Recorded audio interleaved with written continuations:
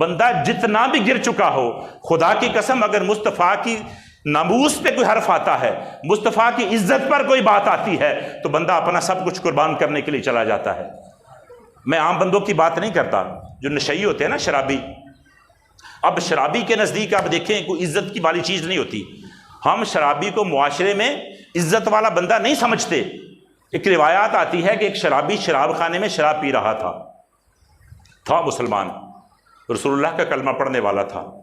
وہ ٹیبل پہ بیٹھا شراب پی رہا تھا شراب خانے میں، تو ساتھ والی ٹیبل پہ نا کسی نے مصطفیٰ کریم کی شان میں گستاخی کر دی، کوئی بات کہہ دی۔ وہ شرابی کے کان میں جب آواز پڑی نا کس نے میرے نبی کے بارے میں کوئی بات کہی ہے، وہ اٹھا، نہ اس نے آؤ دیکھا نہ تاؤ، اس نے وہ شراب کی بوتل پکڑی اور اس کے سر میں جا کے مار دی۔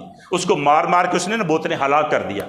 جب اس کو قتل کر دیا، قتل کر کے وہاں سے نکلا، اور شرابی کا جملہ سنیے، وہ کہتا ہوا کہ آج کے بعد ہم اس شراب خانے میں نہیں آئیں گے جہاں میرے مصطفیٰ کی عزت پامال ہوتی ہے۔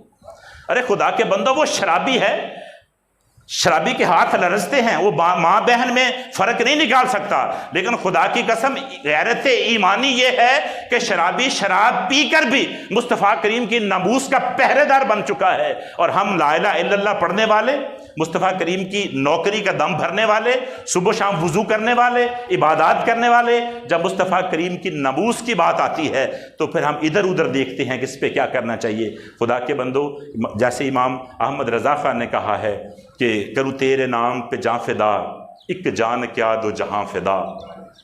یا رسول اللہ، کروں تیرے نام پہ جاں فدا، ایک جان کیا دو جہاں فدا، اور دو جہاں سے بھی نہیں جی بھرا، کروں کیا کروڑوں جہاں نہیں۔ احباب، کوشش کریں کہ شب و روز مصطفیٰ کریم کی نوکری میں گزاریں، اور اپنے آپ کو اس قدر تیار کر لیں کہ جب ہم میدان محشر میں جائیں تو یہ تعارف نہ کروانا پڑے کہ ہم مصطفیٰ کے نوکر ہیں، لوگ دیکھ کے، فرشتے دیکھ کے ہی سمجھ گئے کہ یہ رسول اللہ کا نوکر ہے۔ اللہ رب العزت ہمیں مصطفیٰ کریم کے ناموس پہ پہرا دینے کی توفیق عطا فرمائے۔ وما علینا الا البلاغ۔